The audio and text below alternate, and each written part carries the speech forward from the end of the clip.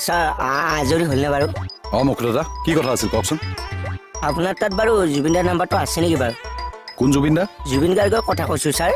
মই মানে তেখেতৰ ওচৰত গানৰ টিউশ্যন ল'ম বুলি ভাবিছোঁ গানৰ টিউশ্যন কিয় মই গায়ক হ'ম ছাৰ কি হয় ছাৰ মোক সামান্য হেল্প কৰিবনে ছাৰ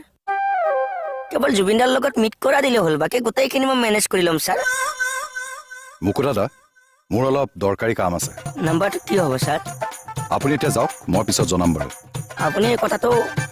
ভাবিব আছোঁ ছাৰ এই মানুহটো যে এবাৰ আকৌ তেওঁ গায়ক হোৱা সপোন দেখিলে এঠাইত ফোন কৰিলে পাব আপুনি জুবিনদাৰ নাম্বাৰটো ক'ত আপুনি গৰিমা বৌক ফোন কৰক গৰিমা বৌ কোন আহা জুবিনদাৰ ৱাইফৰ কথা কৈছোঁ দে তই গৰিমা বৌৰ নাম্বাৰটো দে গৰিমা বৌৰ নাম্বাৰ মোৰ তাত নাই গৰিমা বৌৰ নাম্বাৰটো তেনেহ'লে কাৰ তাতে পাওঁ জুবিনদাৰ তাত পাব